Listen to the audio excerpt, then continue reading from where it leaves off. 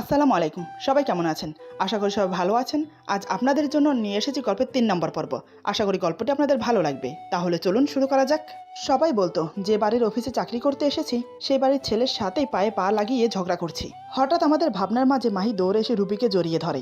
আমি আর রাতুল দুজনেই অবাক। এটা কি হলো? মাহি কি মেয়েটাকে চেনে? দুজনেই হতভ্রম হয়ে দাঁড়িয়ে আছি। রাতুল আমি একে অপরের মুখ দেখাদেখি করছি। এদিকে মেয়েটি মাহিকে জড়িয়ে ধরে, কিন্তু তার মনে একটাই প্রশ্ন, মাহি কেন তাকে জড়িয়ে ধরেছে। মাহি রুবিকে ছেড়ে দিয়ে বলে, কেমন আছেন আপু? রুবি বলে, আমি ভালো আছি, কিন্তু মনে করতে পারছি না তুমি কে, বলো তো। মাহি বলে, আরে আপনি তো আমাদের কলেজ থেকে বিদায় নিয়ে আসলেন, আমি তো আপনাকে ফুল দিয়েছিলাম, হয়তো আপনার মনে নেই, তা এখানে কেন, কোনো দরকার? রুবি বলে, হ্যাঁ একটা দরকার ছিল, আশরাফ চৌধুরীর সাথে একটা কাজের ব্যাপারে কথা বলবো, এই আর কি। মাহি বলে, ও আচ্ছা, আপনি আমার মামার কাছে এসেছেন বুঝি? চিন্তা করবেন না, আমার মামা অনেক ভালো মানুষ, উনি নিশ্চয়ই আপনাকে সাহায্য করবে। মাহির কথা শুনে রুবির ভীষণ লজ্জা করছে। সে মনে মনে বলে, সব চেনা মানুষ এই বাড়িতে থাকতে হলো, একে তো এই মিস্টার ইগোওয়ালা, তার উপর আবার এই জুনিয়র আপু, কিভাবে এদের সামনে চাকরির কথাটা বলবো কে জানে। সত্যি মাথার উপর থেকে বাবা নামক ছায়াটা সরে গেলে জীবনের সামনে চলা ভীষণ কঠিন।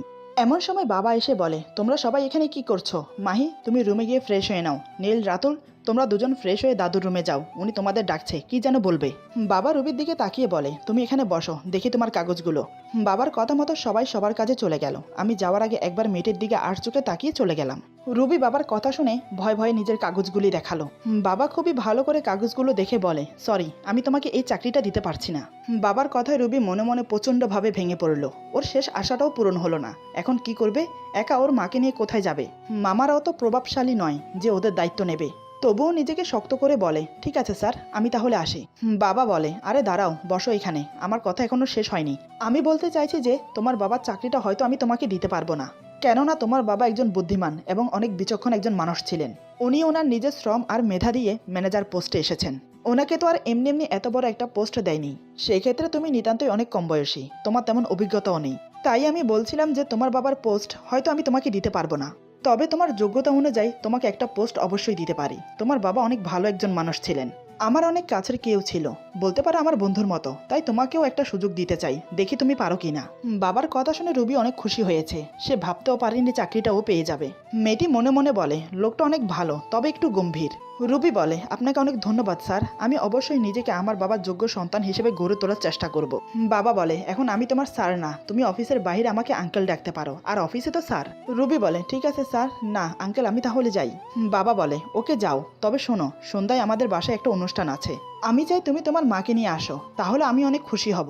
রুবি বলে, অবশ্যই নিয়ে আসবো আঙ্কেল, আপনি বলেছেন আর আমি সেটা শুনবো না, এটা আবার হয় নাকি? আমি ঠিক সময় মাকে নিয়ে চলে আসবো। রুবির ইচ্ছা না থাকা সত্ত্বেও আসার জন্য রাজি হলো, কারণ সবে চাকরিটা পেয়েছে, এখন কোনো কিছুতে না করা ঠিক হবে না, তাই রাজি হয়ে গেল অনুষ্ঠানে আসার জন্য। এদিকে আমি আর রাতুল দুজনেই দাদুর রুমে যাই। দাদু খাটে বসে আছেন আর আমরা দুজন দাঁড়িয়ে আছি। দাদু বলে, আমি চাইছি আজকের সন্ধ্যায় একটা ছোটখাটো অনুষ্ঠানের ব্যবস্থা করতে, তবে তোমরা সেটার আয়োজন করবে, ঠিক আছে? আমি বললাম, সেটা না হয় বুঝলাম, কিন্তু অনুষ্ঠানটা কিসের জন্য দাদু?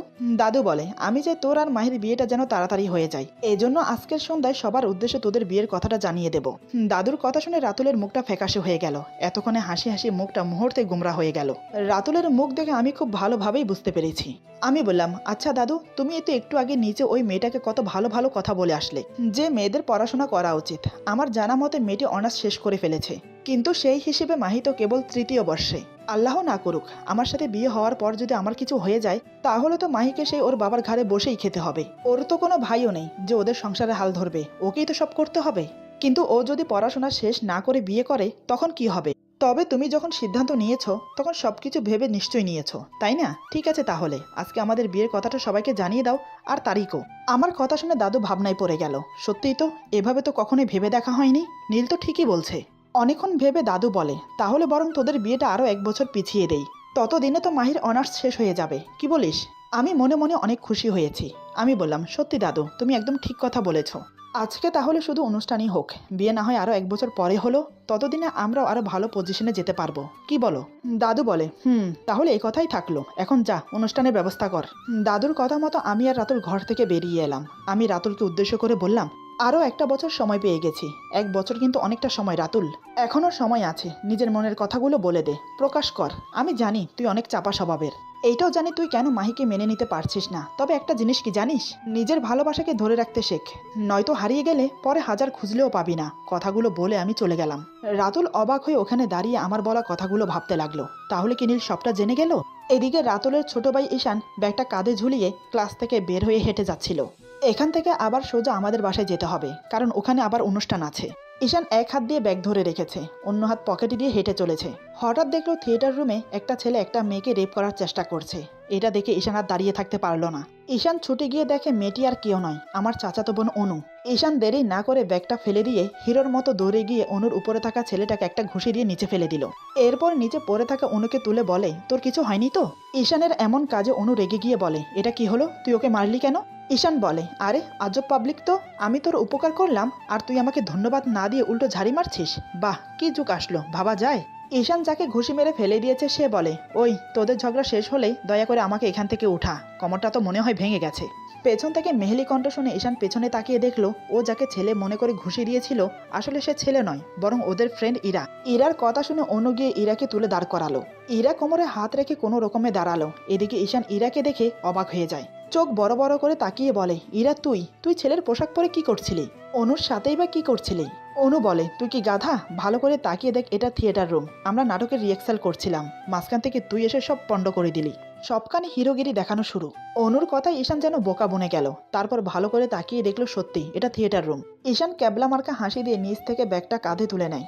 এরপর ঈশান যেতে যেতে বলে, ও সরি গার্লস, আমি বুঝতে পারিনি। তোরা রিহার্সাল কর, আর ইরা তুই ভালো করে অনুকে রেপ কর, না মানে রিহার্সাল কর, ওকে? এই বলে ঈশান কোনো মতে ওখান থেকে চলে গেল। ইরা কোমরে হাত রেখে দাঁত কিরমির করে ঈশানের যাওয়ার দিকে তাকিয়ে থাকলো। এদিকে পুরো বাড়ি সাজিয়ে আমি, রাতুল আর ঈশান রেডি হতে গিয়েছি। এরপর আমরা তিনজন রেডি হয়ে নিচে নেমে ড্রয়িং রুমে দাঁড়িয়ে কথা বলছি। তখনই মাহি আর অনু হাসাহাসি করতে করতে সিঁড়ি দিয়ে নামছিল। কথা বলতে বলতে রাতুল আর ঈশান সিঁড়ির দিকে তাকাতে ওদের চোখ আটকে গেল। মনে হচ্ছে মানুষরূপী কোনো পরী নামছে। অনু আর মাহি এসে ওদের পাশে দাঁড়ালো। ঈশান বলে, শোন না অনু, তোকে না আজকে পুরোই। অনু বলে, কি বল না বল। ঈশান বলে, তোকে না আজকে পুরোই পেতেনি লাগছে, একটু কম সাজতে পারিসনি? মনে হচ্ছে সারা মাসের ময়দা একদিনেই মুখে দিয়েছিস। অনু বলে, মোটেও না, আমি জানি আমাকে যথেষ্ট সুন্দর লাগছে। আসলে কি বলতো, আমাকে অনেক সুন্দর লাগছে তো তাই তোর হিংসে হচ্ছে, বুঝি তো আমি, হিংসুটে ছেলে কোথাকার। এদিকে মাহি চুপি চুপি গিয়ে রাতুলের পাশে দাঁড়িয়ে ফিস ফিস করে বলে, আমাকে কেমন লাগছে? রাতুল মাহির দিকে তাকিয়ে বলে, অতুলনীয়, যার কোনো তুলনা হয় না। কথাটা বলে রাতুল ওখান থেকে চলে গেল।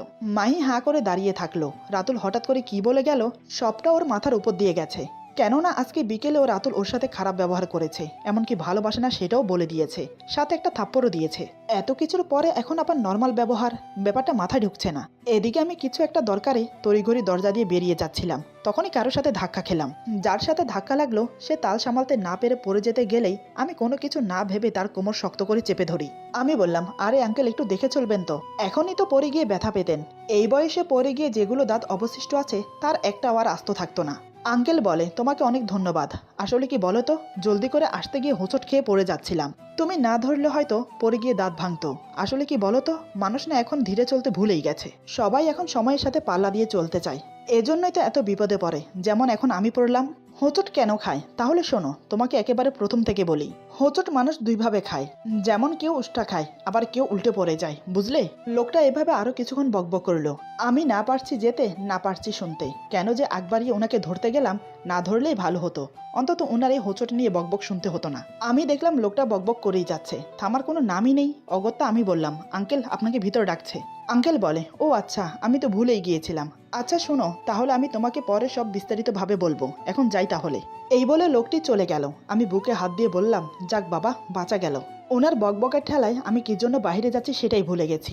আমি মনে করতে করতে বেরোতে গিয়ে আবার কারোর মাথার সাথে টক্কর খেলাম। আমি মাথায় হাত বুলিয়ে বললাম, উফ, আজকে কপালটাই খারাপ, শুধু ধাক্কার পর ধাক্কা খাচ্ছি। কথাটা বলে আমি সামনে তাকিয়ে দেখি রুবি সামনে দাঁড়িয়ে কপালে হাত দিয়ে কপাল ডুলছে। আমি বললাম, ও আপনি? এজন্যই তো বলি দিনে দুপুরে কে আবার আমার সাথে ধাক্কা খাবে, আপনি তো আবার চোখ থাকতে অন্ধ। রুবি বলে, এখন তো মনে হচ্ছে অন্ধ আমি না আপনি, কেননা এখন দিন দুপুর নয়, এখন সন্ধ্যা, ওকে সরেন সামনে থেকে, যত্ত সব। আমি আর কিছু না বলে রুবিকে পাশ কাটিয়ে সামনে যেতেই দেখি একজন ভদ্রমহিলা দাঁড়িয়ে আছে। কি পবিত্র একটা মুখ, একদম ফুলের মতো। আমি কিছুক্ষণ মহিলাটির দিকে তাকিয়ে থেকে বললাম, আপনি? পেছন থেকে রুবি বলে, আমার মা। কেন, আপনার কোনো সমস্যা? আমি বললাম, উনি আপনার মা? দেখে তো মনে হচ্ছে না।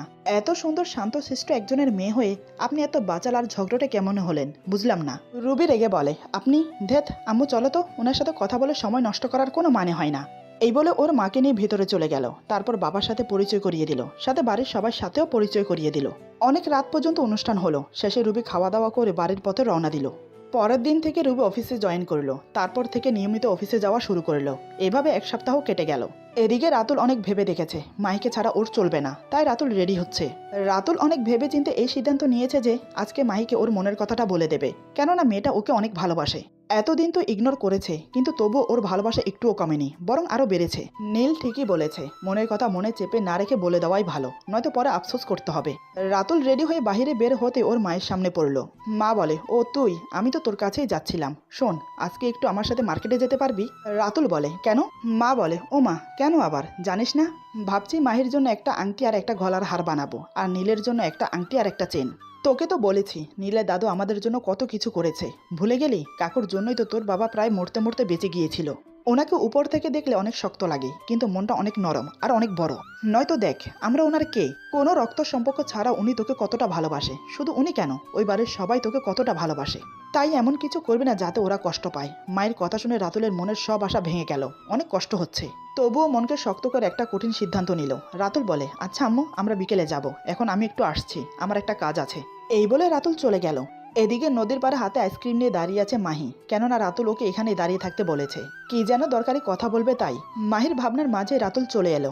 মাহি বলে, সেই কখন থেকে এখানে দাঁড়িয়ে আছি জানেন, পায়ে ব্যথা করছে। আচ্ছা যাই হোক, এখন বলেন কি বলার জন্য এখানে ডেকেছেন। রাতুল একটা দিক নিঃশ্বাস নিয়ে নদীর মাঝে ছোট ছোট ঢেউর দিকে তাকিয়ে বলে, তুই আমাকে ভালোবাসিস? মাহি বলে, কেন? সে কথা কি বারবার বলতে হবে যে আমি আপনাকে ভালোবাসি? রাতুল বলে, আমি যা বলবো তা করতে পারবি? মাহি বলে, কেন পারবো না? যদি বলেন নিজের জীবনটাও দিতে পারি, একবার শুধু বলে দেখুন না। রাতুল বলে, আমার জন্য তোকে মরতে হবে না, শুধু আমাকে বিয়ে করলেই হবে। বিয়ে করবি আমাকে? এতক্ষণ দুজন চলতে চলতে কথা বলছিল। রাতুলের কথা শুনে মাই থমকে দাঁড়িয়ে যায়, হাতের আইসক্রিম পড়ে যায়। বিস্ময়ে অবাক হয়ে হাঁ করে তাকিয়ে আছে রাতুলের দিকে। চোখ দুটো ভয়ানক কিছু দেখার মতো বড় বড় হয়ে গেছে। রাতুলের কথা যেন ওর মাথার উপর দিয়ে গেছে। নিজের কানকে বিশ্বাস করাতে পারছে না। যে ছেলে ৫-৬টা বছর এতটাই ইগনোর করেছে, এতটা অপমান করেছে, সে ছেলে প্রেম করার বদলে ডাইরেক্ট বিয়ে করবে বলছে, এটা যেন বাস্তবিক কথা না। মাহি কাপা কাপা গলায় বলে, কি বললেন? আরেকবার বলুন। রাতুল মাহির সামনে দাঁড়িয়ে ওর হাত ধরে বলে, আমাকে বিয়ে করবি? এই কথা শোনার সাথে সাথে মাহির চোখ থেকে পানি গড়িয়ে পড়ে। মাহি বলে, কিন্তু আপনি তো আমাকে ভালোবাসেন না। রাতুল মাহির চোখের পানি মুছে দিয়ে বলে, কে বলেছে আমি তোকে ভালোবাসি না? আমিও তোকে অনেক ভালোবাসি, সে অনেক আগে থেকে, কিন্তু হাজারবার বলতে গিয়েও বলতে পারিনি। মাহি বলে, কিন্তু আমি তো আমার মনের কথা অনেকবার বলেছি। কই, তখন তো আপনি আমাকে বলেননি যে আপনি আমাকে ভালোবাসেন। রাতুল বলে, দাঁড়া, আমি তোকে সব খুলে বলছি। এরপর রাতুল মাহিকে সব খুলে বলে। সব শুনে মাহি রাতুলকে আর দোষ দিতে পারে না। আসলে রাতুল পরিস্থিতির শিকার ছিল। মাহি কিছু না বলে রাতুলকে শক্ত করে জড়িয়ে ধরে কান্না করে দেয়। রাতুলও মাহিকে জড়িয়ে ধরে, মায়ের মাথাটাকে শক্ত করে বুকের সাথে চেপে ধরে বলে, কি রে, বললি না যে আমাকে বিয়ে করবি? মাহি মুখে কিছু না বলে উপর নিচ মাথা নাড়ে, তার মানে মাহি রাজি। এদিকে ঈশান ক্লাসে যাওয়ার সময় দেখলো একটা ছেলে অনুর হাত ধরে টানাটানি করছে, আর অনু সেটা ছাড়ানোর চেষ্টা করছে। ঈশান সেটা দেখে ভাবলো হয়তো আজকেও কোনো নাটকের রিহার্সাল করছে, তাই সেদিকে না গিয়ে আবার ক্লাসের দিকে যেতে লাগলো। এটা দেখে অনু ডেকে বলে, এই গাধা, আমাকে বিপদে রেখে কোথায় যাচ্ছিস? ঈশান অনুর কথা শুনে দাঁড়িয়ে চারিপাশে তাকিয়ে দেখে ভাবলো, আমি দাঁড়ালাম কেন? আমার নাম তো আর গাধা নয়, তাহলে আমি কেন দাঁড়ালাম? কথাটা ভেবেই আবার হাঁটা শুরু করলো। তখনই আবার অনু ডাকলো, এই ঈশান গাধা, এদিকায়, আর আমাকে বাঁচা বলছি। এবার ঈশান অনুর সামনে গিয়ে রেগে দাঁড়িয়ে বলে, এই তুই আমাকে গাধা বললি কেন? অনু বলে, তো কি বলবো? দেখছিস না আমি বিপদে পড়েছি, আমাকে না বাঁচিয়ে এভাবে গাধার মতো চলে যাচ্ছিস কেন? ছেলেটার থেকে নিজেকে ছাড়ানোর চেষ্টা করতে করতে বলল অনু। ঈশান বলে, ধুর ছাতা, শর্ত সামনে থেকে। কথাটা বলেই ঈশান ছেলেটাকে একটা ঘুষি মারলো। তাতেই ছেলেটা ছিটকে ২-৩ হাত দূরে গিয়ে মুখ থুবড়ে পড়লো। কিন্তু সেদিকে ওদের দুজনের কারোরই নজর নেই, ওরা তো ঝগড়া করতেই ব্যস্ত। অনু বলে, তুই যখন দেখলে আমি বিপদে পড়েছি, তারপরে তুই আমাকে বাঁচালি না কেন? না দেখার ভান করে ওভাবে চলে গেলি কেন? বল শিগগিরই। ঈশান বলে, আরে আজব তো, কালকে যখন ইরা তোকে রেপ করছিল। অনু চেঁচিয়ে বলে, কি? ঈশান বলে, আরে রাগ করছিস কেন? মানে আমি বলতে চাইছি যে কালকে যখন তোরা রিহার্সাল করছিলি, তখন তো আমি সত্যি ভেবে ইরাকে ঘুষি মেরেছি। তার জন্য তো আমাকে কত কথা শোনালি। আর আজকে যখন ছেলেটা তোর হাত ধরে টানাটানি করছিল, আমি তো ভেবেছিলাম আজকেও তোরা রিহার্সাল করছিলি। তাই কিছু না বলে চলে যাচ্ছিলাম। অনু বলে, তাই বলে এভাবে আমাকে একা একটা ছেলের সাথে রেখে চলে যাবি? যদি আমার কিছু হয়ে যেত? অভিমানে মাথা নিচু করে বলল অনু। ঈশান বলে, ও লেলেলে, আমার অনুটা বুঝি মান করেছে? থাক বাবু, আর অভিমান করতে হবে না। তুই চাইলে আমি সবসময় তোর কাছে থাকতে রাজি আছি। শেষের কথাটা ঈশান অনুর কানের কাছে মুখ এনে ফিসফিস করে বলে। এভাবে কেটে গেল বেশ কিছুদিন।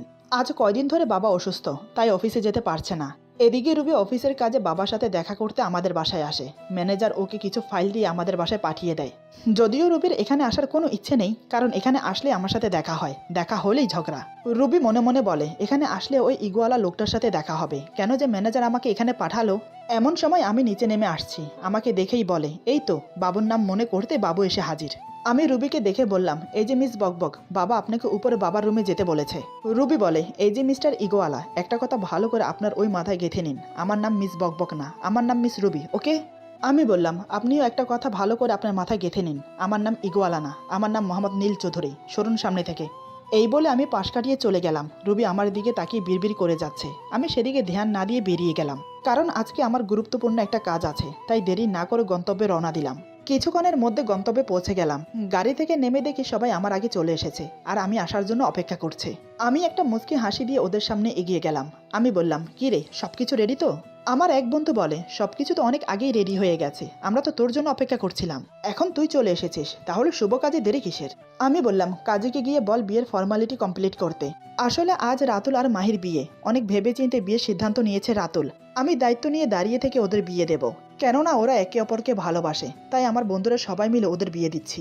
এদিকে মাহি লজ্জায় লাল হয়ে আছে। লজ্জা পাওয়ারই কথা, না প্রেম না ভালোবাসা, ডাইরেক্ট বিয়ে, তাও আবার যার সাথে বিয়ে ঠিক হয়েছে সে দাঁড়িয়ে বিয়ে দিচ্ছে। এটা ভেবে যেন ওর কেমন কেমন লাগছে। সবকিছু যেন স্বপ্নের মতো, সত্যি বলতে এটা স্বপ্নের থেকে কম কিছু না। যার ভালোবাসা পাওয়ার জন্য দিনের পর দিন ছটফট করেছে, কিন্তু তার ভালোবাসা তো দূরের কথা, তার মুখ থেকে কোনোদিন একটু ভালো ব্যবহারও পায়নি, কিন্তু আজ তাকে সারা জীবনের জন্য নিজের করে পেয়ে যাচ্ছে। ভেবে যেন মনের ভিতর আনন্দের ঢেউ বয়ে যাচ্ছে। এক সময় ওদের বিয়েটা কমপ্লিট হলো। আমি আমার বন্ধুরা সবাই মিলে ওদের বিয়েটা দিয়ে দিলাম। বিয়ের কথা আপাতত গোপন রাখা হবে, কিন্তু আমি হলাম ওদের বিয়ের রাজসাক্ষী। ভাবা যায় বলুন তো? কারণ না আমি প্রেমের মানে বুঝি, না আমি ভালোবাসার মানে বুঝি। বিয়ে তো অনেক দূরের কথা। আমরা ওদের দুজনকে একা ছেড়ে দিয়ে চলে এলাম, কারণ নতুন দম্পতি, কত রসকসের কথা হবে সেসব আমাদের শুনে কাজ নেই, যাকে এক কথায় বলে টক মিষ্টি ঝাল। আমরা চলে আসার পর মায়ের হাত ধরে রাস্তার এক পাশ ধরে হেঁটে চলেছে রাতুল। কেউ কোনো কথা বলছে না, কিন্তু মাই সে তখন থেকে রাতুলের দিকে তাকিয়ে আছে। মাহি যেন এখন একটা ঘোরের মধ্যে আছে। ওর বিশ্বাসই হচ্ছে না যে রাতুলের সাথে কিছুক্ষণ আগে ওর বিয়ে হয়েছে। ভাবতেই কেমন লাগে ও এখন রাতুলের বউ। রাতুল বলে সামনে দেখে হাঁট মাহি, নয়তো পড়ে যাবি। মাহি বলে আপনি আছেন তো আমাকে ধরার জন্য, এই কারণে আমার পড়ার কোনো ভয় নেই। রাতুল বলে মাহি এটা আবেগে গা ভাসিয়ে দেওয়ার সময় নয়, আমি জানি না সবাই যখন ব্যাপারটা জানতে পারবে তখন কি হবে, বিশেষ করে দাদু, উনি জানতে পারলে তো ভীষণ কষ্ট পাবে, হয়তো আমাকে কোনোদিন মাফ করবে না। মাহি বলে আপনি এত চিন্তা কেন করছেন, কিচ্ছু হবে না, নীল ভাইয়া তো বললো উনি দেখবেন। রাতুল আর কিছু বলল না, শুধু আকাশের দিকে তাকিয়ে আবার সামনের দিকে তাকিয়ে হাঁটতে লাগলো। কিন্তু মাহি তো মনে মনে হাজারো স্বপ্নের জাল বুনতে ব্যস্ত। দুজনে একসময় গিয়ে গাড়িতে বসলো। রাতুলের মাথায় হাজারো দুশ্চিন্তা ভর করেছে, সামনে কি হবে সেটা ভেবে। এদিকে মাহি গাড়িতে বসে আরো রোমান্টিক হয়ে উঠেছে। ওর এখন সামনে কি হবে সেটা নিয়ে কোনো টেনশন নেই। রাতুল গাড়িতে বসে গাড়ি না চালিয়ে চিন্তায় ডুবে আছে। মাহি রাতুলের হাতে হাত রেখে বলে এত চিন্তা করবেন না, আমার মন বলছে সামনে সবকিছু ভালোই হবে। রাতুল মাহির দিকে চোখ তুলে তাকালো। রাতুল তাকাতে মাহি রাতুলের আরো কাছে এসে বসলো। এতটা কাছে এসেছে মায়ের মুখের গরম নিঃশ্বাস রাতুলের মুখের উপর পড়ছে। এমনতো অবস্থায় রাতুলের নেশা ধরে গেল। রাতুল মাহির দুহাত শক্ত করে ধরে আরো কাছে টেনে নিল, এতটাই কাছে যে মাহি এখন রাতুলের কোলে। রাতুল মাহির কোমর জড়িয়ে ধরে নিজের বুকের সাথে মিশিয়ে নিয়েছে। মাহির নাকের সাথে ওর নাক ঘষতে থাকে। মাহি লজ্জায় চোখ বন্ধ করে নেয়। রাতুল মাহির মুখের দিকে তাকিয়ে মুচকি একটা হাসি দিয়ে মাহির ঠোঁটে ঠোঁট ডুবিয়ে দেয়। মাহি কেঁপে উঠে রাতুলের গলা জড়িয়ে ধরল। রাতুল মাহির ঠোঁট আঁকড়ে ধরে আরো শক্ত করে জড়িয়ে ধরল। রাতুলের দু হাত মাহির সর্বাঙ্গে বিচরণ করতে লাগলো। আজ দুজন অন্যরকম একটা অনুভূতি ফিল করছে, যেটা বলে বোঝাতে পারছে না কেউ। এভাবে কিছুক্ষণ পরস্পর আলিঙ্গন অবস্থায় রইল। একসময় দুজনে স্বাভাবিক হয়ে বসলো। রাতুল আর কোনো কথা না বাড়িয়ে মাহিকে ওর বাসায় পৌঁছে দিল। এদিকে আমি গাড়ি চালাতে চালাতে ভাবছি, রাতুলকে তো বললাম চিন্তা করিস না, আমি দেখছি, ভয় পাওয়ার কোনো কারণ নেই, কিন্তু ওকে না করে তো আমার চিন্তা বেড়ে গেল। এত বড় একটা কাজ করে ফেলেছি নিজে দায়িত্ব নিয়ে, না জানি দাদু জানলে কি করবে, টেনশনে মাথা ফেটে যাচ্ছে। গাড়ি চালাতে চালাতে অন্যদের কলেজের সামনে দিয়ে যাচ্ছিলাম। হঠাৎ আমার চোখে এমন কিছু পড়লো যার জন্য আমি প্রস্তুত ছিলাম না। এক ঝামেলা শেষ না হতে আরেকটা ঝামেলা শুরু হচ্ছে না তো, মাথায় যেন আকাশ ভেঙে পড়লো। কি হচ্ছে এসব? আমি মনে মনে যেটা ভাবছি সেটাই কি না, হতে দেওয়া যাবে না। এরপর যা হলো। আজকের গল্প এখানে সমাপ্ত। গল্পের বাকি অংশ পেয়ে যাবেন আগামী পর্বে। আশা করি গল্পটা আপনাদের ভালো লাগবে। যদি ভালো লাগে তাহলে লাইক, কমেন্ট এবং সাবস্ক্রাইব করে আমাদের পাশে থাকুন। সবাই ভালো থাকবেন, সুস্থ থাকবেন আর বন্ধুদের সাথে বেশি বেশি করে শেয়ার করবেন। আল্লাহ হাফেজ।